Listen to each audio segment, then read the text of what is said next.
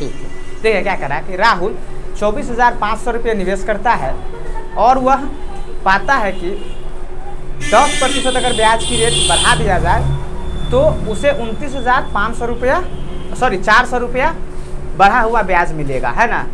ठीक है, 29,400 रुपया ब्याज मिलेगा। तो निवेश की अवधि क्या है ये बताना है। क्या अभी कहाँ घूम रहे हो? तो जल्दी आ गया अभी तो समाटे हुआ है। थोड़ा सा उसको सटा, थोड़ा ही। हाँ और खोलो, हाँ रहने दो। ठीक है, निवेश की अवधि पूछा जा रहा है। देखिए अगर मान लीजिए 24,500 रुपया तो उसने साधारण ब्याज पे निवेश किया है। कह रहा है कि 10% अगर ब्याज की रेट बढ़ जाता तो उसको ब्याज जो है ना वो ज़्यादा मिलता। कितना? 24,000 नहीं, 29,400। तो एक बात बताइए, 24,500 पर 10% के हिसाब से कितना ब्याज मिलेगा? 24,000 इतना ही मिलेगा, 2450।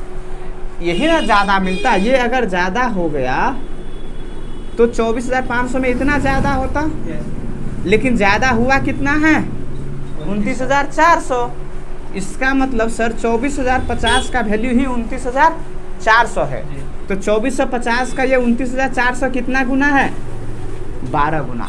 और आपको पता है साधारण ब्याज हर साल समान होता है, तो जितना टाइम यानी जितना गुना उसको ब्याज बढ़ाने में लगा यानी कि उतना ही साल उसको लगा होगा।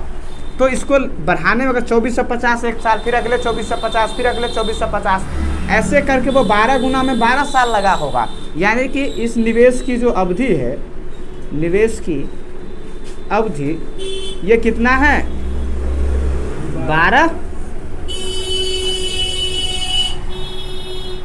12 साल। आया समझ में? आया तो उतारिए।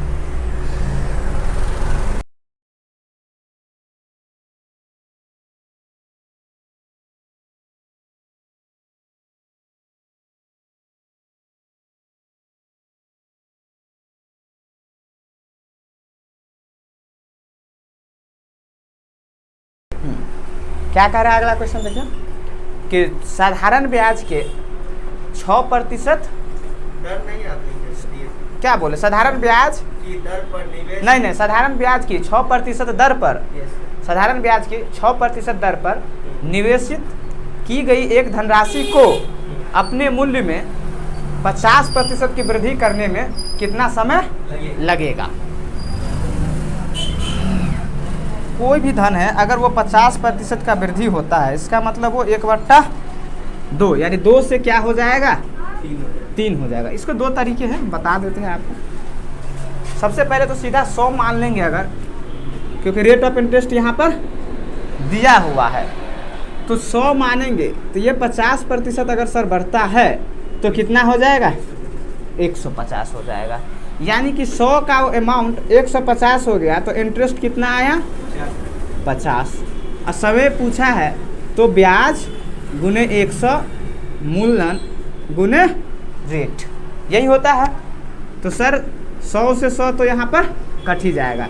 50/6 यानी 3 और यहाँ पर 25, 25/3 यानी कि 8 तिरिक 24, 1/3 इतना पर समय है ना, तो इतना साल लग जाएगा। कितना साल सर? 8 सही 1/3 साल। एक तो ये तरीका है कि हम मूलधन को क्या मान लिए हैं? 100 मान लिए हैं। दूसरा तरीका क्या है, इसमें 100 वो नहीं मानेंगे तो भी बन जाएगा। क्या सर? ध्यान से देखिएगा कि 50% वृद्धि है, इसका मतलब 50% का मतलब 1/2, यानी कि कोई भी धन 2 से 1 बढ़ जाएगा कि नहीं? तो यानी कि 3 हो जाएगा। तो 2 है 3 हो गया।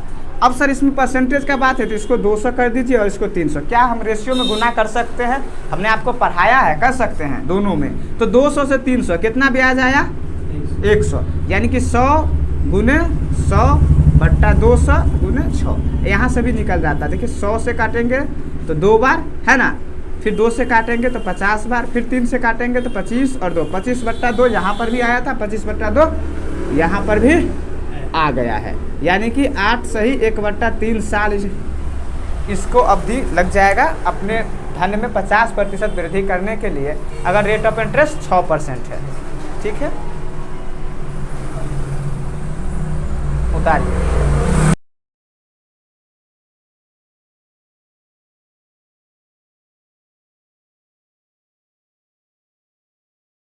हो गया। Yes sir. अगला क्वेश्चन लिखिए, लिखिए अगला क्वेश्चन, समझ गए। देखिए 8,000 रुपया को 2 भागों में बांटा गया है, ठीक है। पहले भाग को 5% की दर पर, दूसरे भाग को 6% की दर पर, ठीक है। अगर दोनों भाग से 2 साल में 880 रुपया ब्याज प्राप्त हुआ है तो आपसे पूछा जा रहा है कि दोनों भाग पर कितना कितना धन निवेश किया गया था। अगर रेट ऑफ इंटरेस्ट दिया हुआ है इस क्वेश्चन में, कहाँ दिया गया है? ये तो 5%। हाँ दिया गया है 5% से और 6%, 2 बार दिया गया है। लेकिन मूलधन तो सर क्या है, एक ही है 8,000 रुपया।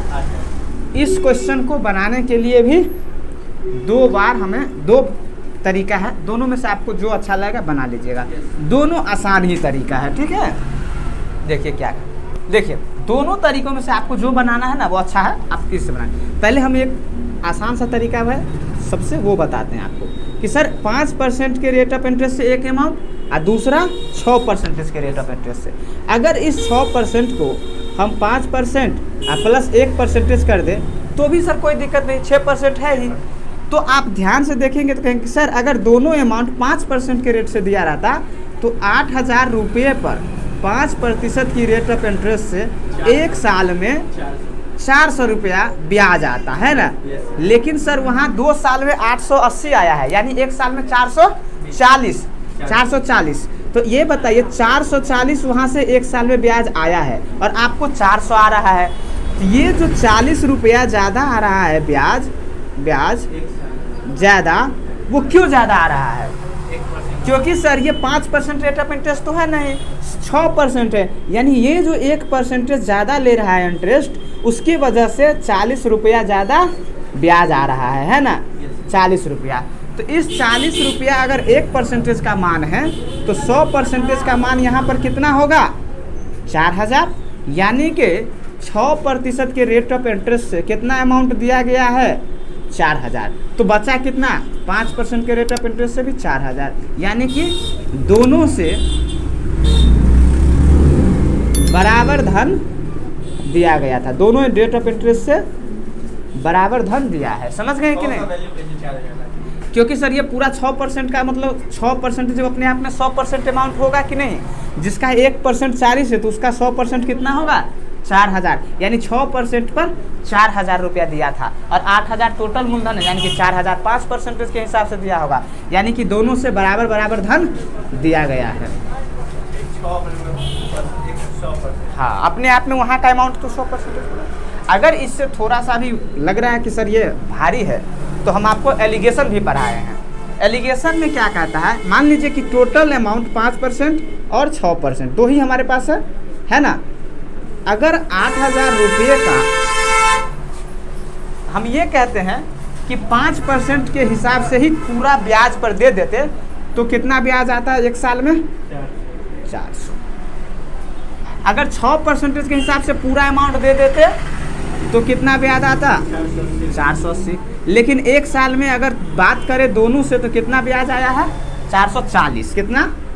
440।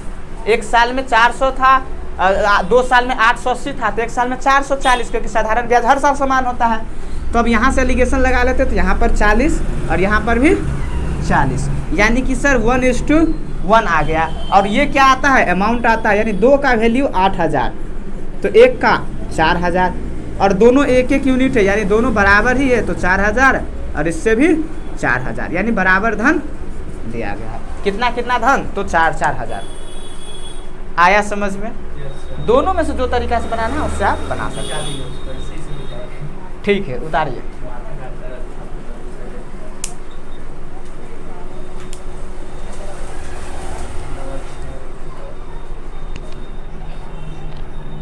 देखिए क्या कह रहा है क्वेश्चन अगला कि एक आदमी 2 प्रकार के बॉन्ड ए और बी में 1,40,000 रुपया निवेश करना चाहता है। बॉन्ड ए में 5% की ब्याज की दर है, जबकि बॉन्ड बी में 8% है। लेकिन इसके बाद एक कंडीशन लगा दिया कि बॉन्ड ए में निवेश की गई राशि बॉन्ड बी में निवेश की गई राशि का 40% से अधिक नहीं हो सकता है। तो अधिकतम कितना पैसा मिलेगा ये आपको बताना है, ठीक है। देखिए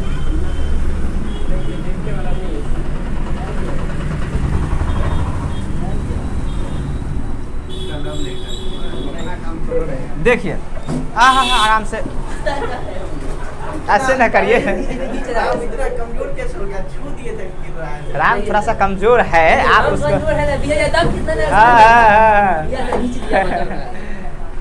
चलिए देखिए, दो प्रकार के सर बॉन्ड है हमारे पास, एक ए और एक बी। दो नाम है बॉन्ड का, ए और बी। कहता है कि ए में जो राशि है ना उसका 40% से अधिक बी में हम नहीं जमा कर पाएंगे।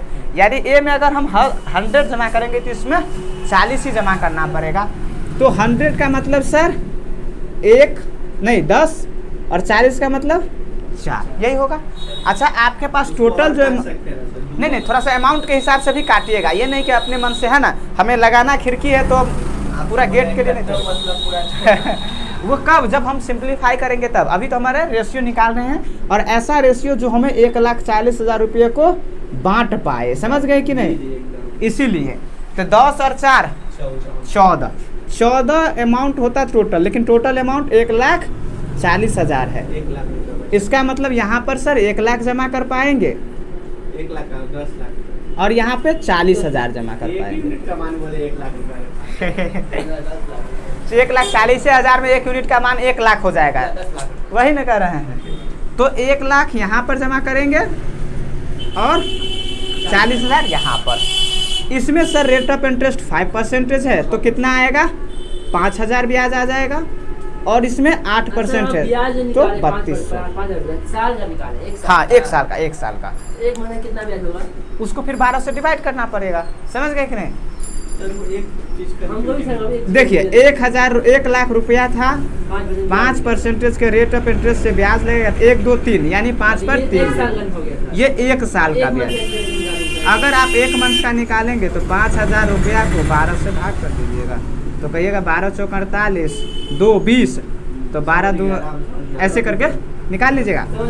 अभी 1 साल का बात है, तो यहाँ पर 5,000 और यहाँ पर सर 3200, तो टोटल ब्याज कितना आ गया 8,200। तो यानी कि इससे अधिकतम से अधिकतम राशि अगर हम ज़्यादा खींच पाएंगे तो कितना खींच पाएंगे, इससे ज़्यादा हम नहीं खींच पाएंगे, क्योंकि यहाँ पर सर 1 लाख जमा करेंगे तो 5,000 मिलेगा 5% से। यहाँ पर 40,000 जमा करेंगे 8% से 3200 मिलेगा, तो 8,200 ना आएगा, 5,000 और 3 8,200। पूछिए क्या पूछना चाहते हैं। 1 यूनिट का मान कितना है? तो 10,000। हाँ 10,000, तब ना 10 का 1 लाख हो गया, 4 का 40,000 हो गया, 1 लाख। 1,40,000 अमाउंट ही है, 1 लाख आ जाएगा। वाह, बहुत बढ़िया। उतारिए अभी जो हाँ हाँ उतारिए। अब बना लीजिएगा। में